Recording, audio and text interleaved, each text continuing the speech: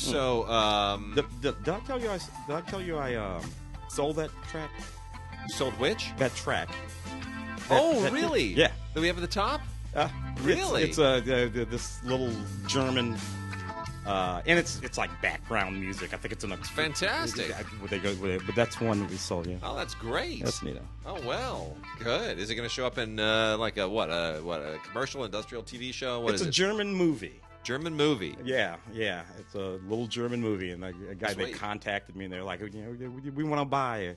All right. 30 seconds of that cue. Nice. And I was like, okay. Now that gets sold on what marketplace? I in Grooves. I'm ASCAP and BMI. You can buy all of that stuff on in Grooves. It's on every digital platform on the planet: Spotify, iTunes, Google Music, everything. All of our stuff is there. Fantastic. But that was neat. Now, actually, I have an agent who's actually hustling that stuff for me now. Agents are a hell of a thing. good thing. Because, I used to, with agents, how we had our issues with agents. Yeah. Sometimes you need an agent. Yeah, you do. Yeah. you Anyway, do. sorry. No. Oh, good. That's cool. Congratulations. Yeah. All right. Well, we will weigh in on the Oscar nominees in a future show. We got a lot to deal with this week, and there's going to be some stuff going up on the Oscars then it should already be up on the cinegods.com site. Email us at gods@digigods.com. Go visit us at cinegods.com and send us your Vox boxes, whatever else. We got one little piece of mail that I want to read right at the top of the show. I thought it was very entertaining, from Chevelle Dixon. Wishes us a happy new year and says, I listened to the podcast and your discussion of Mother, and it got my interest piqued, so I decided to watch it and see what the fuss is all about. the saying, we love you, Chevelle. The saying, curiosity killed the cat, comes to mind because this film nearly killed me. It was 2 hours of Aronofsky indulgence, and I can never get it back. Be glad you did not watch it, Wade. Sincerely, Chevelle Dixon. Thank you, Chevelle. Thank you, Chevelle. Yeah, thank you, man. I appreciate that. Was that me and you? Or was me and Mark? It was okay. You uncorked on it, and I have not seen it to this day, and I'm not glad I'm not. That's another one I'm thinking Darren thought we would have been talking about around about now. True. Darren. So we have I got KidVid, we got some more anime, we got some great trash, some really good indie stuff. But straight up, I want to make mention of two really important criterions. Sometimes we like to save the criterions for later in the show, but this is a great twofer because they're films you've probably never heard of. Most people have probably never heard of these, have never seen them. G.W. Pabst, really significant German director of the Weimar era that we often don't talk enough about because everybody focuses on Murnau, everybody focuses on Fritz Lang. There are certain German directors that we just they're the ones, and Pabst sometimes gets a little bit lost in the mix. God bless you, Criterion. They have gone and unearthed a couple of really important Pabst films from the early sound era, when Pabst moved from silent into sound. He was one of those guys who really just killed it. And it's interesting because some of the others didn't really. Murnau is not Murnau, when we think of Murnau, we think of silence. Yeah. When you think of Fritz Lang, you think primarily of silence and then of some American noir films and things like M, which is early silent, which of course is great, but did Fritz Lang ever do anything like Metropolis? No. So Pabst's sound stuff has kind of gotten lost in the mix. The Comedians is just one of the. Well, yeah. So here's a couple from Pabst, one from 1930 and one from 1931, and they are both outstanding and amazing, and I've never seen either of them. West Front 1918, made in 1930, in both German and French, is a World War I story that takes place in the trenches and deals with 4 soldiers just going through hell in the trenches. And I'm going to say, this is coming around right about the same time that you get All Quiet on the Western Front in the United States, which won Best Picture. This is a better movie, a much better movie. It has been restored. It has been rarely seen. It is beautiful in every conceivable way, 2K digital restoration. And there's also a French television broadcast from 1969 that shows World War I veterans watching it. And it is devastating. It is just devastating. Film scholar Christopher Horak did an interview to talk about it and give you kind of some backdrop on it. There's also a new audio interview, relatively new, from the late '80s with the guy who edited the film. It's quite an impressive film. It's called West Front 1918. Really, really good. And the other one, I'm going to mutilate the title, even though I'm half German. Kameradschaft. Kameradschaft. This is from the following year, 1931, and it is about trapped miners, it's quite interesting. It's about trapped miners in Germany and in France, the miners are it's French miners. Okay. Let me take two, Wade. So it is it's about a cave-in on the border between France and Germany. And the miners are French, and the efforts to free them are, take place on both sides. Mm-hmm. And France and Germany have a real history behind them. West Front 19 obviously deals with much of that from a World War I perspective, and then Kameradschaft gets into sort of the post-war relationship and everything that is still lingering from World War I, and how that sort of resonates now, and how it affects their ability to cooperate to rescue these miners. It's really it's very heavy. It's really heavy, and it's quite provocative, and it's a really thoughtful film. And much better than the freaking Chilean miner movie that we had a few years ago with Antonio Banderas and Gabriel Byrne playing Chilean. Yeah, it was so Juliette Binoche playing Chilean. Is there anyone in here who's actually Chilean in this movie? Yeah, even Kate Del Castillo. She's Mexican. Yeah. That's what now I'm like, what? Crazy, But anyway, this is the Trap Miner movie to see. It really is tremendous. It's just a tremendous movie. I'm surprised that it's not more famous. This also was recently restored in 2K. Has an interview with film scholar Herman Barth on the background of the film. Also, there's an interview with the same editor as on the previous film, and an interview from 2016 with John Christopher Horak as well, giving some background on the film. It's really tremendous. So, Kameradschaft and West Front 1918, two tremendous films from Criterion on Blu-ray, from the great German director G.W. Pabst. Very good stuff. All right. You know what? Let me. You got stuff you want to run through? Yeah, I got one more. Got one more to go through. Well, actually, you know what? This is stuff I was hoping to get through last week. So let me plow through it just a little bit. I got a couple of interesting little piles here. One is the Indiepix Festival Favorites Volume 2. We didn't get Festival Favorites Volume 1. They're supposed to still get it to us, so we're going to do this in reverse order, I guess, when they get us the Volume 1. But Indiepix Festival Favorites from Indiepix Films is just a nice little box set of 3 films of theirs that were hits on the festival circuit. And they're worth checking out if you're a real indie person. Indiepix really is very much into intensely indie stuff. The films are Roaring Abyss by Quinho Pinheiro, Icons Among Us, Jazz in the Present Tense by Michael Rivoire, Lars Larson, and Peter J. Vogt from the Paradigm Studios, and Echotone, which is the quiet fight for a louder future. A lot of great music in this. Austin is known as the live music capital of the world, and there's a lot of really just the music scene in Austin is legendary. Before there was South by Southwest, the film festival, there was South by Southwest, the music festival. So this is really this is a great look inside the whole Austin music scene. Echotone is worth a look. And then the other two, Jazz in the Present Tense, is just it's fantastic. Yeah. It's fantastic. I love jazz. I especially love, real jazz, is like that conversation from La La Land when she says to him, she goes, "What about the jazz I know, like elevator music?" Gosling's reaction in that moment is like he wants to scream. He goes, "Well, okay." I just watched it again the other day, by the way, for the 18th time. That's how I know this. He goes, "Well, okay." He kind of cocks his head like, "I'm going to be really patient here. I'm going to be really patient." So anyway, this is real jazz. Icons Among Us. And Roaring Abyss is about the music scene in Ethiopia, Addis Ababa. It's an amazing music scene. and we don't often get it here just because music from certain parts of the world, especially Africa and Asia, just doesn't make its way to the Americas. Yeah. Well, So, it got tainted by the notion of world music some 25, 30 years ago, that notion. Yeah. So whenever you see music and it comes from someplace in the world, that label gets dumped on it. Yeah. And it's so incredibly unfair because It is.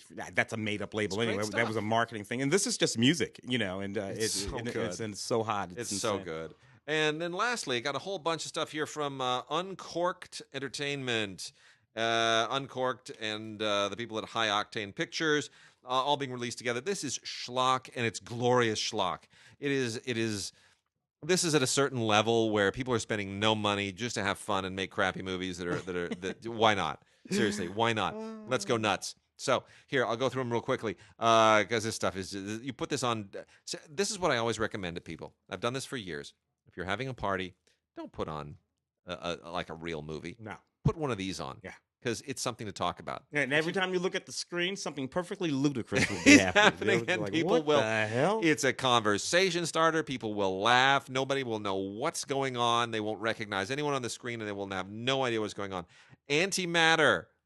Antimatter. It's probably the most legit film of all of them. Anyway, Antimatter. Title, actually. Antimatter. It's like Alice in Wonderland with just all kinds of weird kind of modern sci-fi concepts. Cold Moon is a revenge thriller.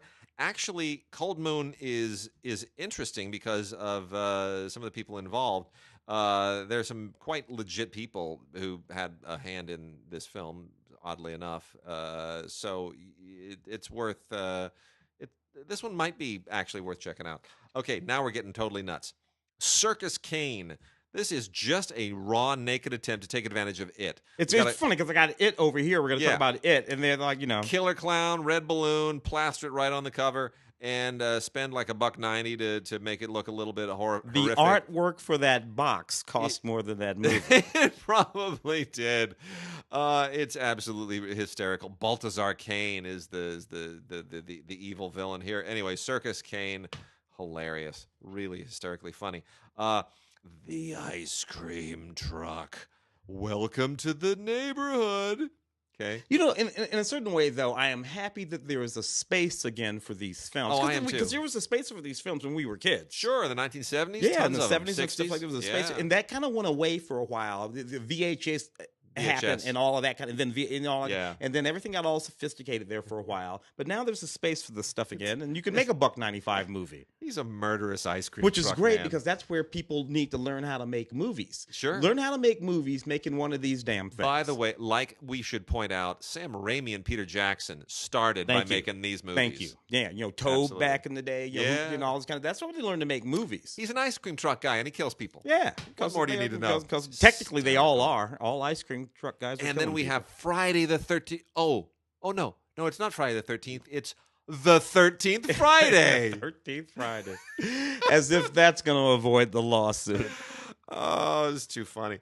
None of it has anything to do with Friday the 13th. Sue him anyway. This is actually much more Clive Barker-y kind of stuff. It's so funny.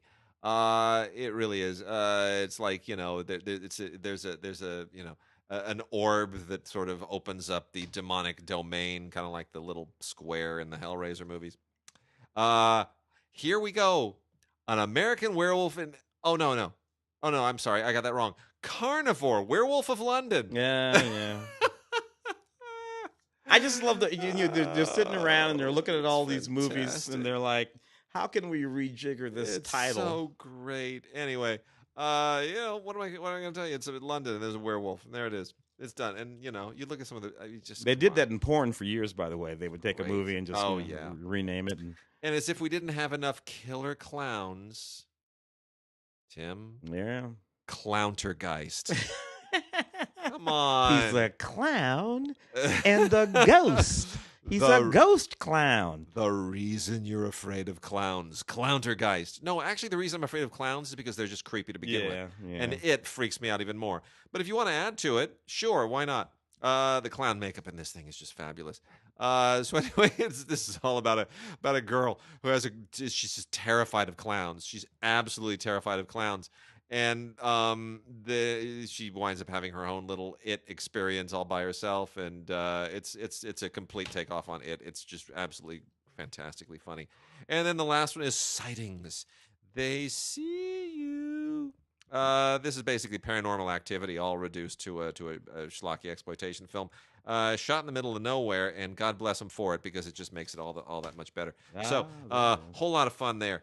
Sightings, Clowntergeist, Carnivore, Werewolf of London, The 13th Friday, The Ice Cream Truck, Circus, Kane, and then the two that are a little bit more legit, Cold Moon and Antimatter. So, a lot of fun. What one will find in those movies, occasionally, or even more than occasionally, is some good directing and some good acting. You will find that as much as we make fun, which is of course what everybody's doing. Everybody's trying to. All those actors are trying to just create a good scene for their reel. And you have no resources, so you have to somehow stretch a dollar in some really creative ways. Look, you watch some of that early Sam Raimi stuff. You watch again the early Peter Jackson stuff. Yeah. They're stretching a buck. Yeah. And nobody in their right mind would have said, "Oh, this person's going to go on to do." No, you don't. But they're cutting their teeth. Yeah, and learning how to actually do it. Yeah. Some newbies here, new releases. Let's do the new releases. And here we are. We're talking about we're going to talk in the future. I thought maybe there, in the back of my head there might have been a chance that there would have been some talk about Last Flag Flying, Steve Carell, Cranston, and Lawrence Fishburne. Yeah. The movie doesn't come together. It doesn't. Bryan Cranston is the weak link in the film. So over the top. But Larry Fishburne and Steve Carell are actually pretty solid in this movie. This movie gets me by the time it's about these three guys, old soldiers from Nam. Yeah. And one of them they come together for we shouldn't say exactly why they're coming together, because that's a part of it. Yeah. But there's a reason why they come together all these years later, and the great Cicely Tyson. It's a really powerful movie in certain ways. It's got some really good stuff in it. I think I mentioned last show that something about these movies are not doing what they did for us in our youth. This would have been Gardens of Stone. It would have been, yeah. Back in the day. Sure. Here's what my feeling was. While I was watching it during our award season rush, I was thinking, okay, this is obvious casting to me. Oh yeah, the crusty old guy, Bryan Cranston. The crusty old guy who's sexist and will say anything, and he still thinks he's the canary in the coal mine. He's Bryan Cranston. Okay, well that's obvious. The introverted guy who doesn't want to say much, who's still carrying a lot of baggage. Okay, Steve Carell. Sure, yeah, he can be mousy. And who went and turned all preacher? And who's still got a big chunk of nom left in him, and he's got to keep it tucked under. Oh, sure, Lawrence Fishburne. It's more interesting to me if you rotate those actors, move that around, Yeah. Make Lawrence Fishburne the bar owner, the Cranston guy. Make Steve Carell the preacher, and make Lawrence Fishburne, and maybe tuck Cranston into that collar. Sure. Or make Lawrence Fishburne the introvert. He's such an imposing figure with that deep voice. Sure, that's an obvious thing to make him the preacher, but make him the guy who can't quite, who has to sort of come to the others and who has issues. Yeah, let him stretch. Yeah, let's see what they do. That would have been more interesting to me. Yeah, that's already a better, more interesting. Yeah. More, just. But we're remaking the movie. It's not the movie they made. They popped in their head the way it popped into their heads. The 4K Ultra HD version of the Lego Ninjago movie. Now, here's the thing about this movie. I saw this movie in theaters, right? Yeah. For the show. And this movie almost made my head explode. I'm sitting next to a 2-year-old or maybe a 4-year-old. I can't tell the difference between a 2 and a 4-year-old, but whatever. They got kids all around me. It was one of those, bring your kids screens. Yeah. And this movie starts fast and gets faster. It's kind of funny in its premise. Ninjago's a place, and you have these characters that are constantly saving this place, Ninjago. From this, and it's coming every time. And these kids, they're actually high school kids by day, and then they're Ninjago by night, and every day. And there's this little thing that's going on where one of the central kids, his father, is the thing that keeps attacking the city every day. And Lloyd, and it's sort of funny in that way. If they would just slow it all down a bit. And I know that this is stupid because I'm old and this is not meant for my eyes shutter ability. This is meant for kids, so I think kids are really gonna love it. I mean, I don't know. Hero? Is this a hero movie? No, it's not. It's too fast. Too fast. Yeah, okay. Yeah, much too fast. I'm looking forward to taking her to see Early Man, the new Nick Park thing. Oh, that's what I'm looking forward to. So, But no, that's way too fast and frenetic for her. She likes everything a lot slower. Yeah. So none of that Lego stuff. It's all too fast for me. Yeah, it makes my eyes want to bleed. I was never a fan of the Jigsaw films. Yeah. This is Jigsaw. The game continues. From the Saw series. From the Saw series there. I was never a fan of the Saw films, I should say. And whatever. I mean, if you like this stuff, you like this stuff. If you don't. Anyway, this is a 2-disc set, Blu-ray with a 4K. 4K with audio commentary on it. So, you're into it or you're not. I'm not.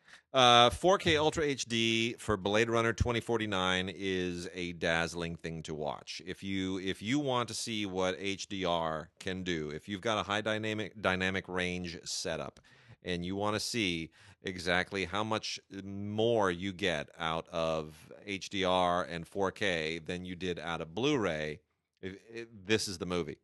It's got everything in it that will stretch that to the max. It is impressive on an unbelievable level. Deakins, he kills it. I thought you look. This will be his Oscar film. I predict. Yeah, this will be his Oscar film. Well, Dunkirk. It could be. But anyway, Deakins just nails it here. As for the movie itself, let's talk about the movie. We wrote about the movie quite a lot over on the website, and people should go check that out. Blade Runner 2049. Did it need to be made? Look. When it was announced, I was sure it needed to be made. Yeah. Right?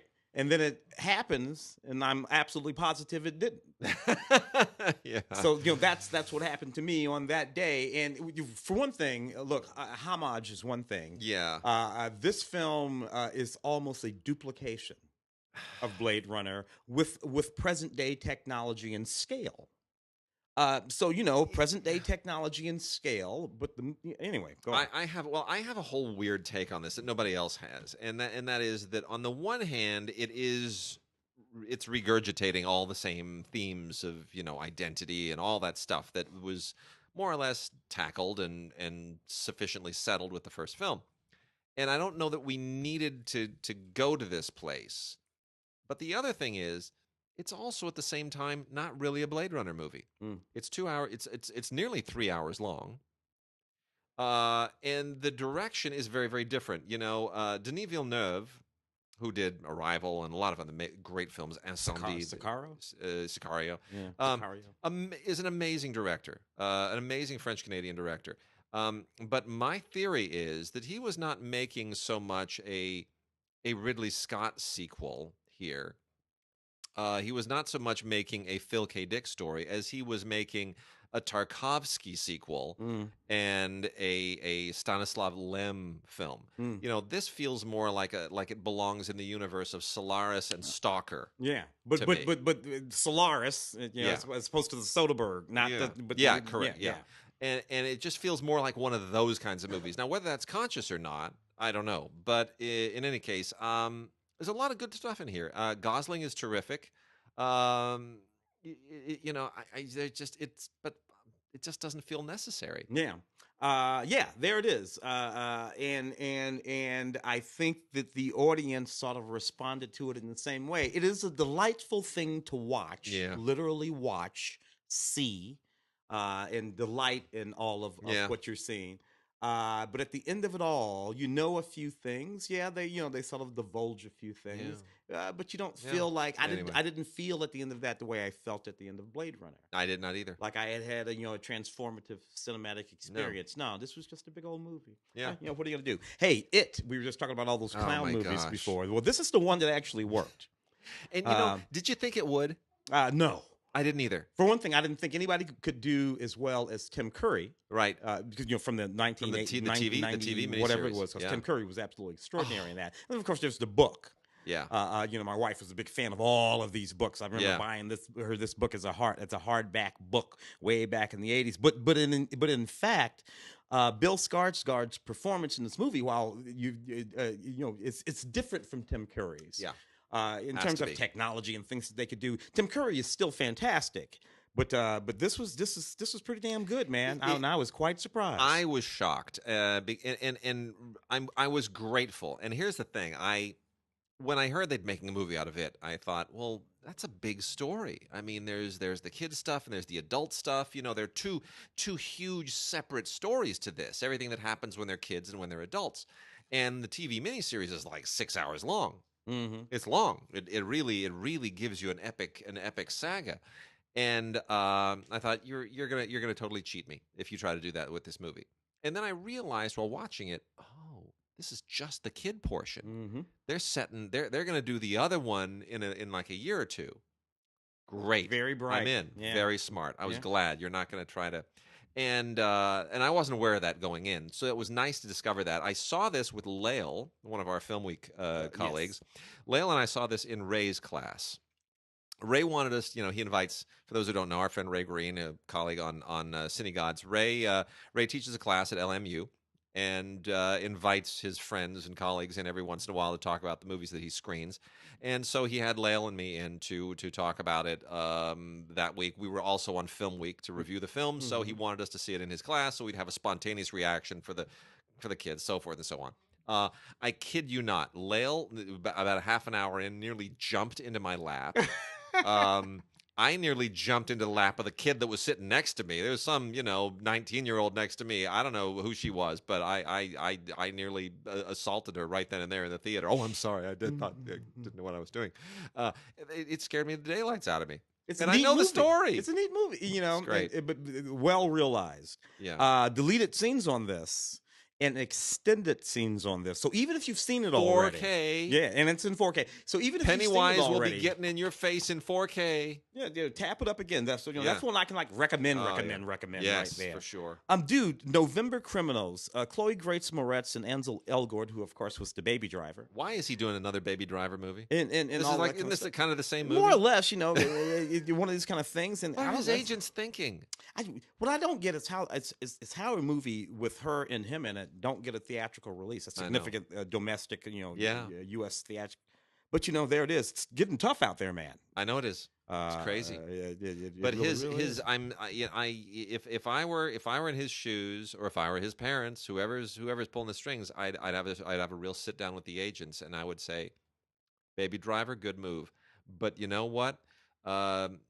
Let's stretch a little bit. Yeah. Find me some more interesting stuff where I'm not pursing my lips all the time. Yeah, He's got that one manner, and it's that one expression, and it's not. He's got to stretch. You got to give this kid some more. The problem is he was in that movie, the Fault in Our Stars, yeah, and the problem of this young man, and I said it on the show, and I'll say it again: learn to act. Look, man, you got like this shot. Learn to act, become better. Yeah. And because he could do this for another 3 or 4 movies, and then that's over, dude. Yep. People are gonna get sick of that crap soon. Yep. But whatever. Friend request. I don't know. Whatever. This is one of those little scary horror movies. College students and all this kind of stuff. Good enough, but not particularly good in the realm of these films. Could have been better. Nevertheless, special features on here. A little behind the scenes movie thing. I didn't watch it. I don't know anything about it. So friend request, a little horror movie. And then this gangster thing, Gangster Land, by Timothy Woodward Jr. This is mostly forgettable. Peter Facinelli is, really the only significant name in here. Jason Patrick shows up, but it's not. This takes place during Prohibition, 1920s. It's all about a boxer that's recruited by Al Capone. It just we had a whole bunch of these. Remember there was like mobsters and then there were Bugsy and what was it, Billy Bathgate. There was a whole bunch of them all set around the same bunch of characters: Bugsy Siegel and Capone and Meyer Lansky, and we had a whole bunch of those for a moment in the 90s. And It's kind of tired. Yeah. I get it. Woodward wants to kind of, flex some muscles and make a period piece and, deal with that whole era and the Valentine's Day Massacre and all that. But honestly, there's no room for this movie. There's no room for it. Facinelli's okay. Jason Patrick's largely wasted. We also have Rendell, Dark Vengeance. Which is from a series. Yeah, Danish. this is from Finland. Yeah, it's from Finland. It's a superhero movie from Finland. And it's funny. I just speaking of, I spent about 20 minutes yesterday. I wasted 20 minutes, I should say, trying to make a Blu-ray purchase online. Now, you're thinking, Wade, why would you take 20 minutes to make a Blu-ray purchase? This is why.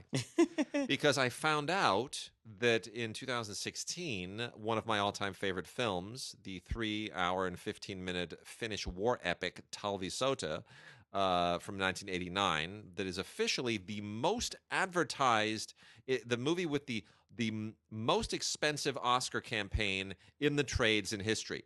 They took out more ads for Talvisoda in Variety and The Hollywood Reporter than have ever been taken out for any other movie ever. Every day for 5 months, there was an ad saying Talvisoda, Talvisoda, Talvisoda. Didn't get a single nomination, not even a foreign language film.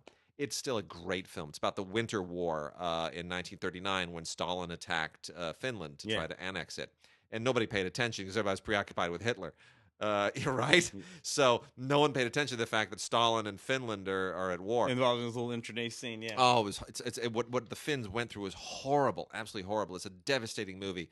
And I think the entire Finnish army shows up as extras. It's tremendous epic. Anyway, Talvisoda, The Winter War, out in a 4K restored Blu-ray. I had to get it. You don't get the German one. The German one looks like crap. You got to get it from the Finnish sites. Well, if you go to Amazon UK, it costs, 35 euros. Yeah. No way I'm going to pay that. But from the Finnish sites, it's 10 euros. Oh. The problem is I have to use Google Translate to figure out what every single field on that page means. So I'm going back and forth, cut, paste, name, all right, address, okay, credit card number. At the end of it all, credit card declined because my credit card people think that this is some fraud thing. Somebody's buying something in Finland. In Finland, yeah. I gave up. It was a wasted 20 minutes. But anyway, I'll try it again today. Anyway, Rendell, Dark Vengeance. That brings us back around to a Finnish superhero.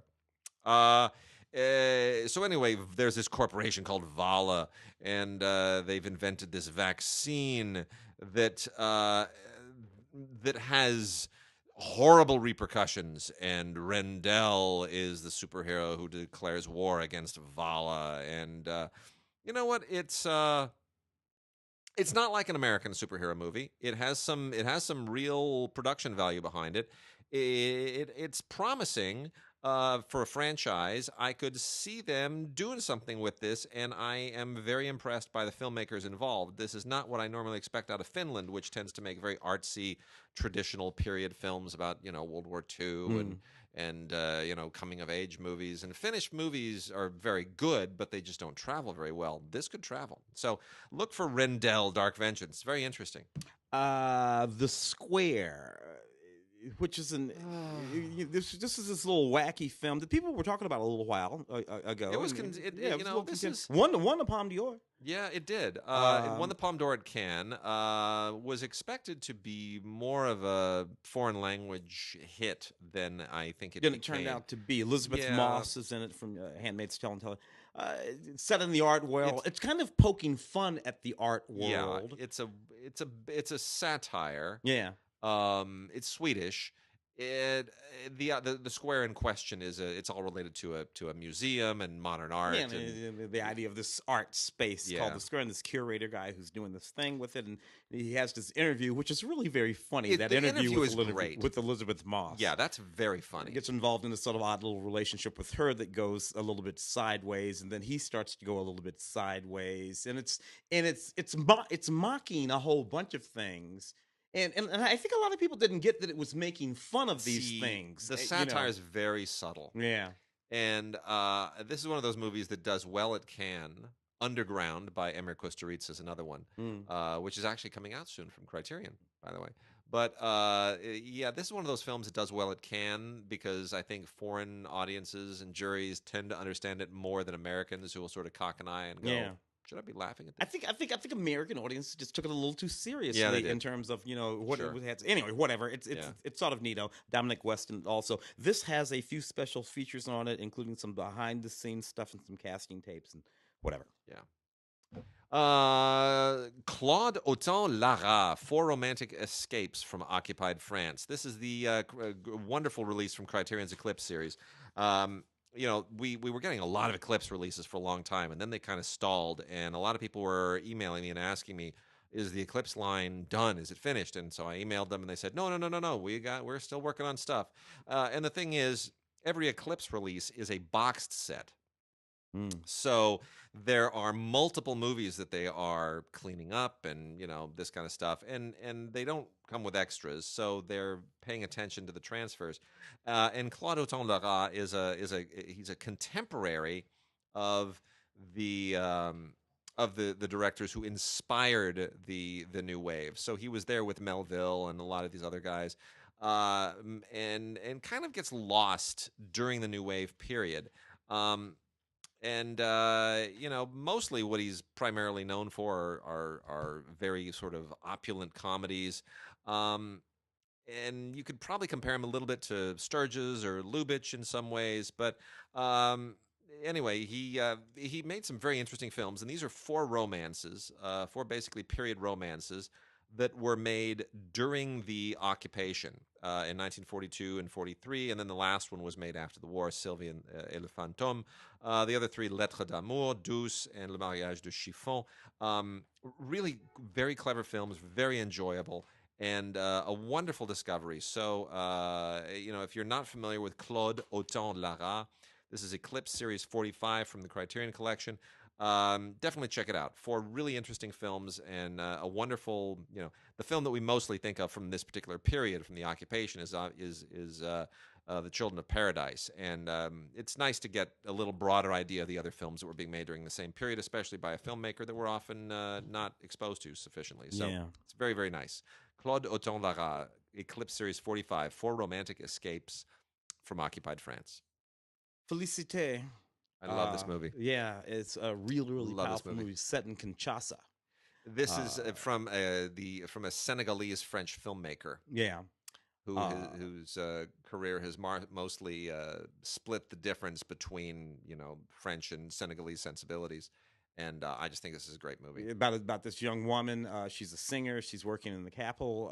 Her son is in a car accident, and it's about what she has to do. Yeah, excuse me, to get the money to save her son. And she has an interesting relationship with this repairman, this kind of handyman who keeps saying, why don't you marry me? What do you got to lose? Real smooth talker. Yeah, and but she's she's fiercely loyal to her son, and she's devoted, and a very famous Senegalese singer is the actress in this, and she just tears it up. I reviewed this for cinegods.com. You should go and check out my review there.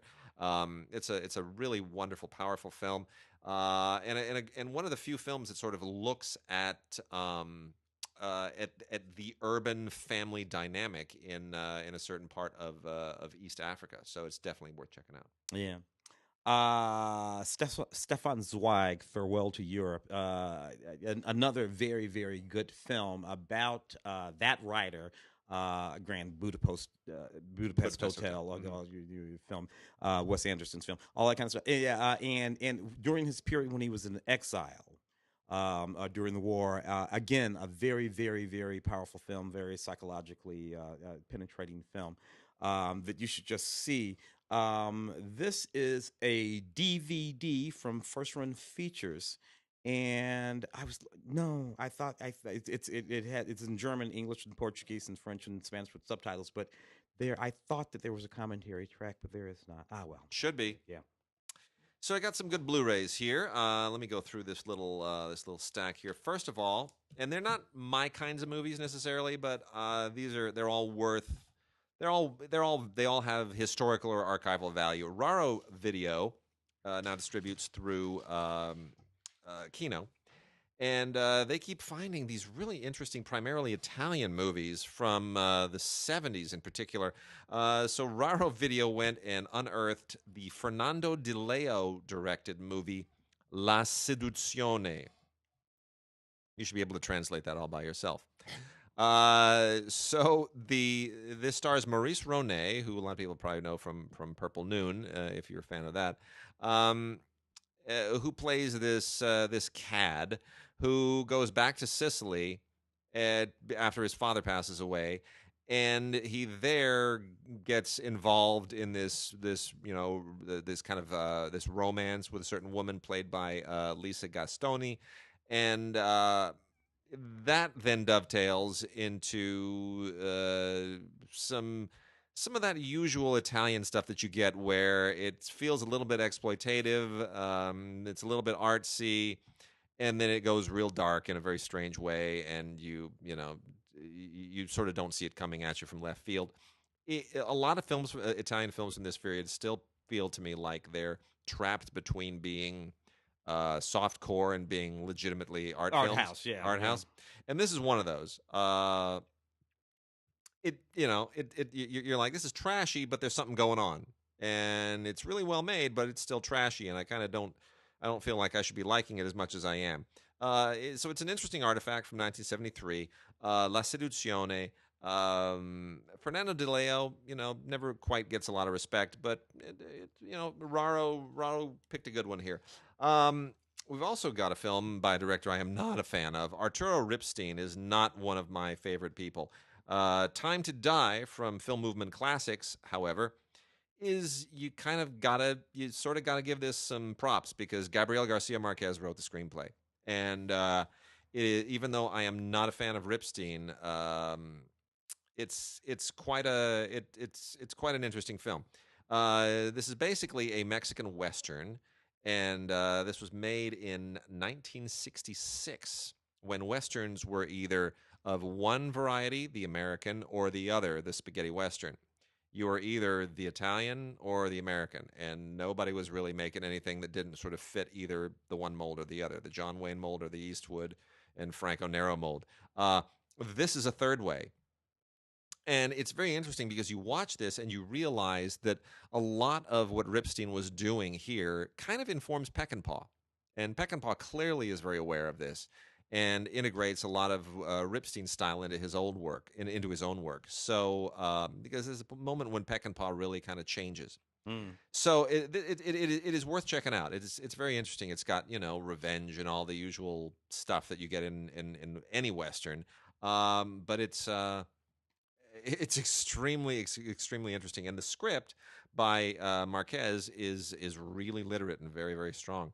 There's even a video introduction by Alex Cox, who apparently only does introductions now, doesn't make his own movies anymore. Don't know what the problem is there. And then there is a commentary by Ripstein and one of his actors, Enrique Rocha, and a really interesting essay by Carlos Gutierrez, who co-founded Cinema Tropical. So this is Time to Die from Film Movement Classics on Blu-ray, and very deservedly so. Interesting. This is an interesting film here, The Untamed, Amada Escalante film, debut film, right? Mexican film, right? This is a sort of psychological science fiction thriller. You have this couple, this little family there, and this relatively speaking unhappy marriage. A meteorite falls. Oh no. And we end up in a situation where a woman comes into their life and tells them about this hut out in the woods that they should go to, and they go out to this hut in the woods, and there's this creature in the hut. Oh no.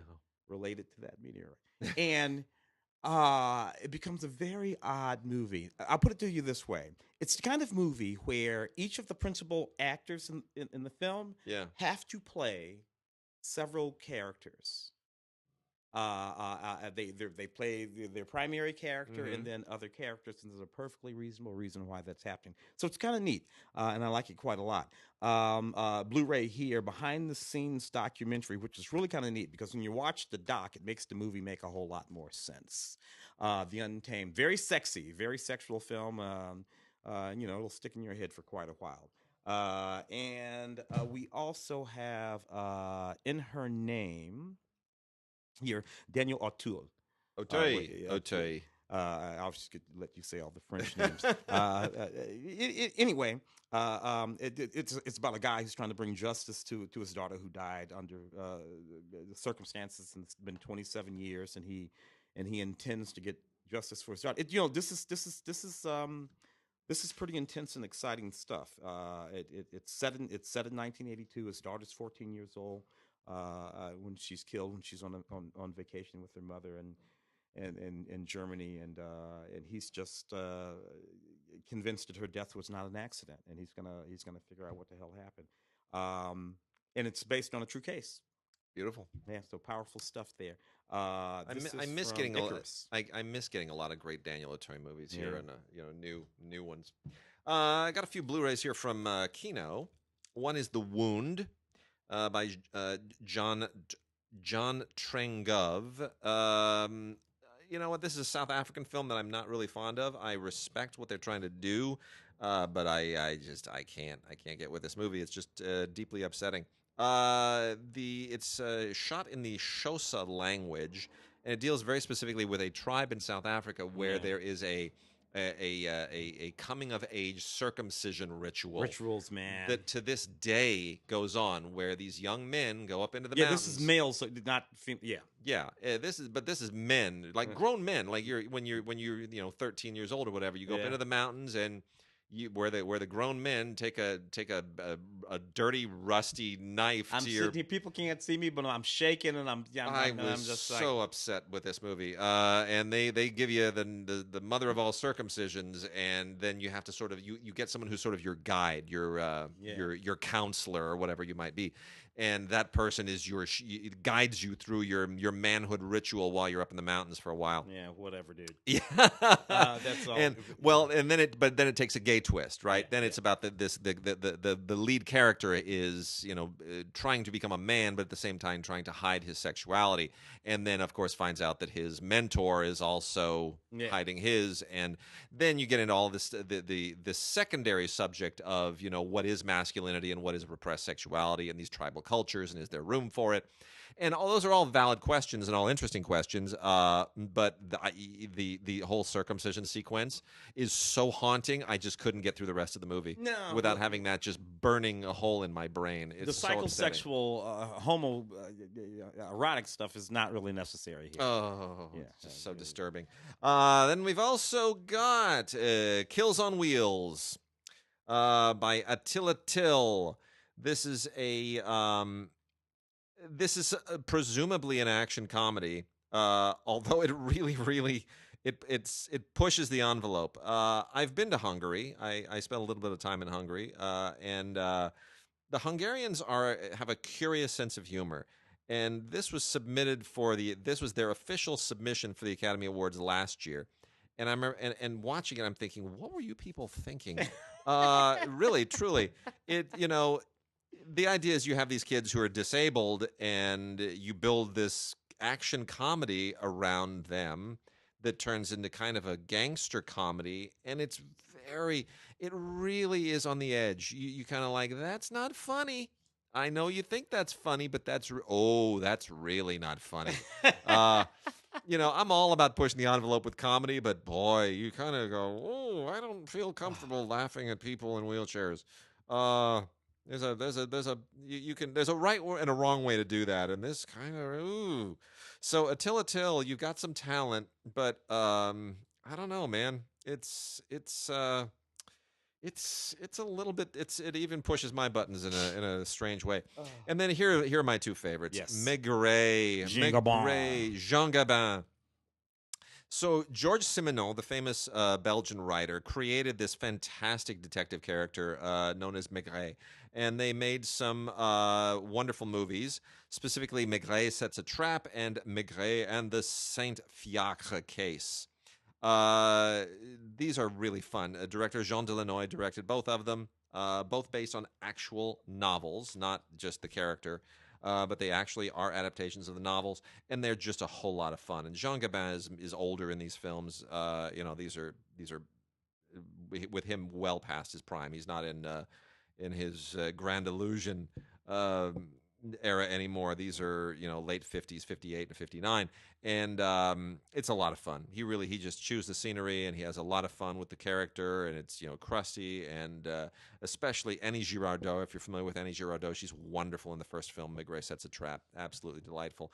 So no extras here, but you don't need them. They're just really, really fun mysteries, and it's all about watching Jean Gabin just be an amazing actor. Beautifully, beautifully made. Lots of fun. Neat stuff. Cloverfield. Are we gonna pop over some of these? Yeah, let's do the classic stuff. So, Cloverfield and 10 Cloverfield Lane are both out. And 10 Cloverfield Lane. You know what's funny about so Cloverfield 10 4K Ultra HD. So Cloverfield 10 Cloverfield Lane. You know what's interesting to me about these movies? I still have no idea what the hell is going on in these movies. That's the whole point. I have no idea. So, I suppose that's the thing.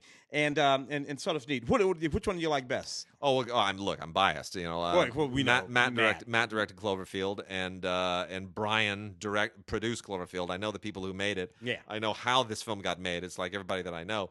It was a calling card film for basically. Matt had not directed a feature in a very long time. He had done the Pallbearer and then segued into television, right, where he directed just lots of pieces of episodic television, and he had done co-created Félicité, and Cloverfield was his getting back in the directing game, the feature directing game, and then that launched him into everything else, and he was hot again. Yeah, so there you go. Yeah, Dan Trachtenberg, of course, directed 10 Lane. Lane. And his commentary track is on over there. Anyway, these are fun films, but once again, I watch these movies and I'm like, whatever. Yeah, well, I think Cloverfield is very much a resume piece, and it worked. Yeah, it was the first of the quote unquote found footage movies. Maybe not the very first one. I think Wreck. I think Wreck. Well, actually, that's right. Yeah, the Blair Witch was the first one. That's damn near 25 years ago. Yeah. Right? And then Wreck, the Mexican film. REC, yeah, that created a whole franchise in Mexico as well. But Cloverfield really was the one that hit it big at the box office. Yeah. It was it was a big budget thing. It was a monster movie, and it made that. And it worked for him. It was terrific. We got a couple from the Vestron Video Collectors series, which I absolutely adore because I remember all of these things when they were first in theaters, and they were a big deal. And this really takes me back to the video era. So Vestron Video Collectors series from Lionsgate. We start with Class of 1999. Yeah. And you know what? This is back when taglines were awesome. The ultimate teaching machine, out of control. Class of 1999. It's just so funny. 1999 did not turn out to be anything like this movie predicted. Not even close. Prince got it wrong too, though. So. Yeah, everybody got it wrong. Anyway, Mark Lester produced and directed this. Does an audio commentary that's an awful lot of fun. And look, this is basically like Terminator High. It's androids in high school and lots of really interesting effects, and it's an excuse to do kind of teen action. It's silly. Gothic. Oh boy, do I have a lot to say about Gothic. Ken Russell. Ken Russell, yeah. So Gothic, for the longest time, held the distinct honor of being the worst movie I had ever seen in my life. Until Natural Born Killers. You hated Natural Born Killers? I hated Natural Born. And Natural Born Killers held that honored position until Postal. Uwe Boll's. Uwe Boll's Postal is still distinctly the worst movie I've ever seen in my entire life. So Gothic is moving up. It's now third from the bottom. Mark has some great stories about Ken. Oh my God. Look, here's the thing about Gothic. First, for those who don't know, there were two movies in the same 18-month period that dealt with this particular story. The other one was with Eric Roberts, and what was that called? Oh, I can't even remember. The other one was sort of more tame and legit. Gosh, I'm going to have to pull that title up. I'll look it up. But in any case, the other film and the Gothic, they are both about the same night in 1816 at this Swiss villa, where some of the greatest authors in history had a Byron.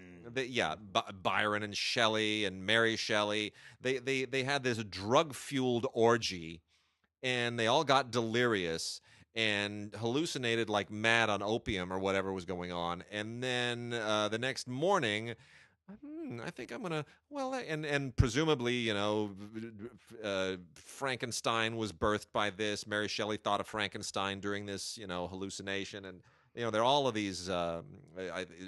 Polidori thought of something. Anyway, all these people thought up these great literary works out of this one drug-fueled evening. Ken Russell doesn't really care about any of that because Ken Russell was nuts.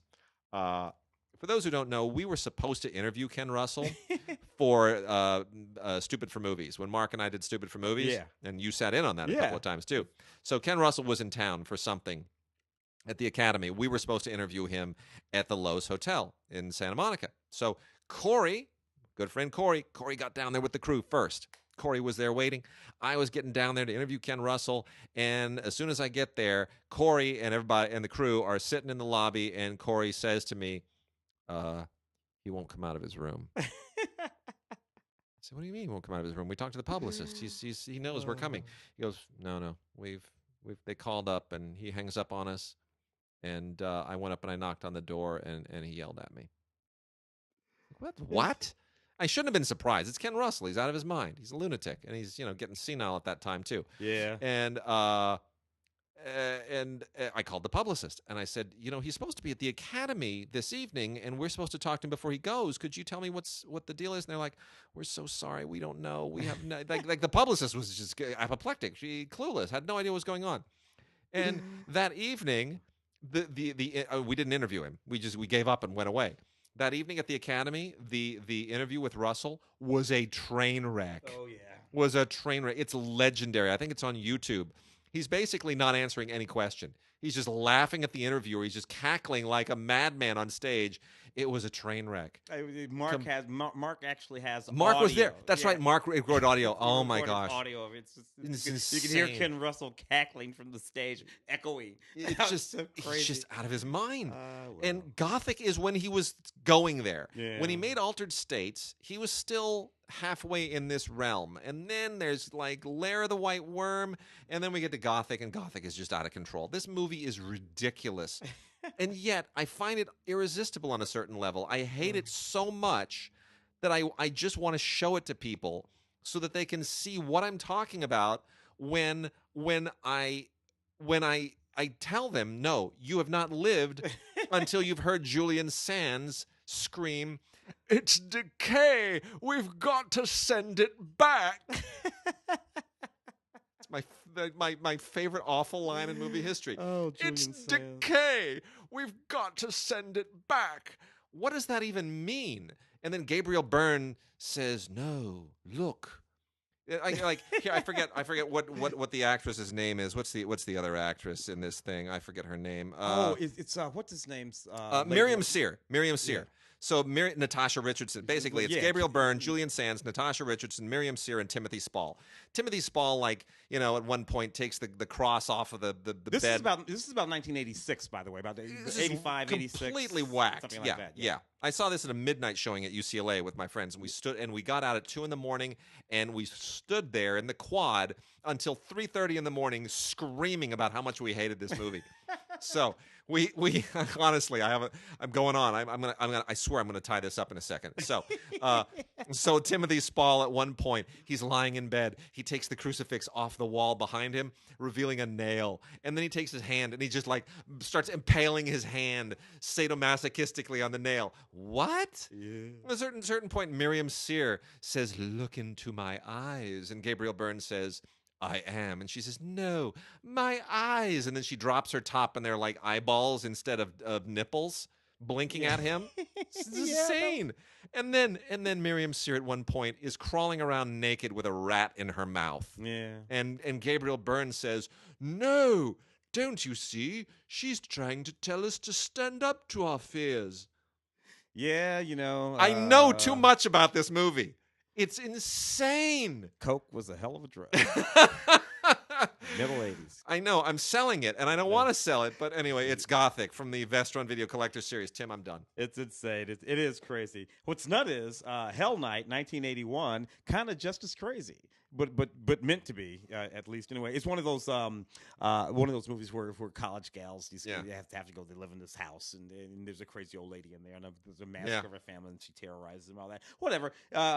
Sort of a classic from the period. This is the collector's edition Blu-ray DVD combo pack for Hell Night. Special features: a 4K scan. From the best archival prints, several interviews, commentary with the cast and crew. So I remember going to see this movie in 1981. I didn't like it in 1981. Right. What am I gonna do? I'm gonna do with that. 1 million BC. Hal Roach Jr. And Victor Mature in this sort of really interesting movie, sort of prehistoric tale of survival and love between, this guy belonging to one sort of prehistoric tribe and this woman belonging to a different tribe, the blonde tribe and the brunette tribe. Basically, it's what they are. What I loved about these movies is nobody bothered to check with any paleontologist back in 1945 just to see what might actually make sense. What kind of creatures we would put on the planet at the same time. But what the hell are you got to do? Victor Mature, Carol Landis, and Lon Chaney Jr. on this Blu-ray, which is actually pretty neat. Victor Mature just never could act. Never. He just had the face. That's all he had. And he knew it. He used to call himself Victor Manure when he talked about his own performances. Oh, that's funny. But what the hell? He hung around for a while. This is pretty neat. I was looking to see if there's anything on. No, nothing special on the Blu-ray. All right, so we're getting short on time, so I'm gonna crank through some of this the remaining classic title stuff here real quickly. From Olive, we have the Nutcracker, Nutcracker the motion picture. This should have gotten to us in time for the holidays, did not, but still great. Directed by Carol Ballard, who of course is a shares my alma mater, UCLA. Carol Ballard, fascinating director who just didn't have a very prolific career. Did The Black Stallion, Never Cry Wolf, Never Cry Wolf, a few other films, that sailing thing with Matthew Modine. Oh yeah, that actually, because somebody got killed on that movie. Wind with Jennifer Grey as well. But he just didn't make a lot of movies. He made some really good movies, but didn't make a lot of movies. So anyway, this is from 1986, and he's basically doing the Nutcracker, and it's a little bit of a diversion for him, but. Using members of the Pacific Northwest Ballet, and it's primarily a performance film, but it is still really engaging, and it's still really wonderful to look at, and you just kind of can't go wrong. You can't go wrong with the Nutcracker. It's meant to be sort of a companion to the Maurice Sendak Nutcracker book, so worth checking out. 1986. Definitely go. At least grab this for just for the Tchaikovsky music, if nothing else. And then we also have Bob Hope and Fernandel in a very unusual pairing, with Anita Ekberg as the woman between them, in Paris Holiday. Really kind of I don't know who thought to pair Bob Hope and Fernandel. Bing must have been on concert tour. Right. It's really interesting. I mean, Fernandel was a huge European star.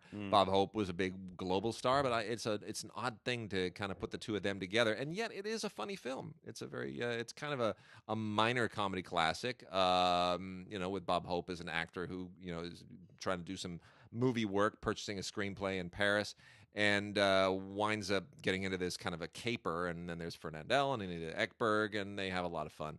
And it's actually not a bad film. So again, 1958. It's a bit of a minor comedy, but it's fun. And from the Warner Archive collection, we have both versions of Strictly Dishonorable, which are also both quite good. And I'm glad they went and did this. If you're not familiar with Strictly Dishonorable, it's one of those sophisticated comedies. And it was done twice, 2 different films, both of them very, very respectable, neither of them dishonorable, and they're worth checking out. The 1951 remake is probably my preferred version, personally. Janet Leigh in that one. Yeah, it's quite good. Janet Leigh, Ezio Pinza, Gail Robbins. That one's really good. They're both based on a stage play that was written by Preston Sturges, But Preston Sturges didn't actually make either of these movies. So that's that's kind of it's what that in many respects that's sort of what a lot of people have mourned is the fact that Sturges never got to do his version of this. Yeah. But nonetheless, the 51 version is written and directed by Melvin Frank and Norman Panama, both of whom are very, very good directors, and absolutely worth checking out. So anyway, there it is, the both versions of Strictly Dishonorable from the Warner Archive collection. We also have a comedy triple feature of Jerry Lewis movies that you've probably never seen. These are the three that sort of get lost. Jerry Lewis and Janet Leigh in Three on a Couch. Jerry Lewis and Peter Lawford and Anne Francis in Hook, Line, and Sinker.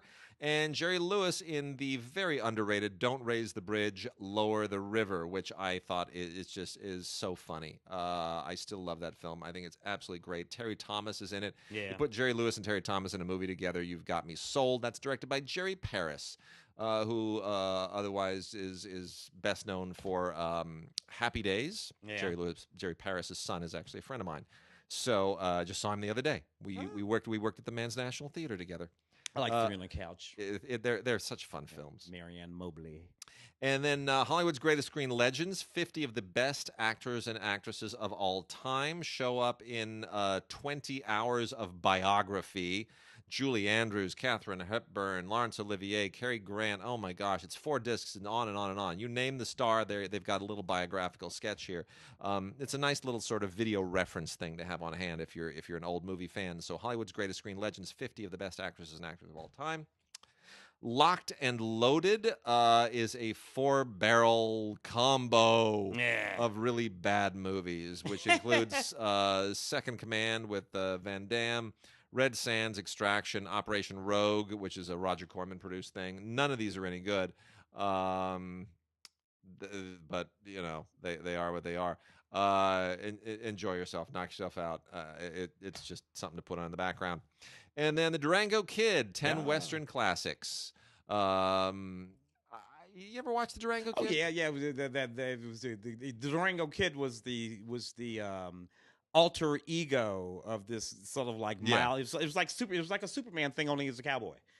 So he was this all mild mannered guy, and then he would take on the persona of the Durango Kid and go. They're all kind of the same, though. Yeah, they're the same. They're all from the 1940s and 50s. Yeah, Charles Starrett, I think. Yeah, his name. Yeah, Charles Starrett. Yeah, they're all kind of the same. He's kind of like the Lone Ranger, except less exciting and no mask. Yeah, exactly. And the thing of it is, I could never figure out how come everybody didn't know. Yeah, it's like, okay, never mind. Yeah, well, anyway. And I want to make quick. Didn't get to our kid vid, but I did want to put a couple of titles on the radar. Because these are worth for Nickelodeon fans. Nickelodeon has a lot of great stuff, and we watch Nick stuff in our house. We watch Young Einsteins a lot now, but what my daughter does not watch are Mutant Ninja Turtle things. But Turtle fans will like Tales of the Teenage Mutant Ninja Turtles, the final chapters. This is really quite aggressive animation, and I'm glad they've taken it in this direction. This has Monsters vs. Mutants, the Samurai, Mutant Apocalypse.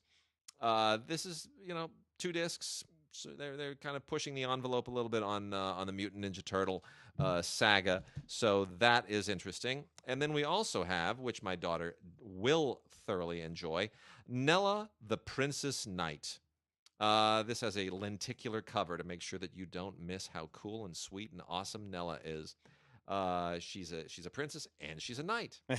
And anyway, these are 8 adventures from this very charming little series that kind of splits the difference between Disney's Princess Sophia and the My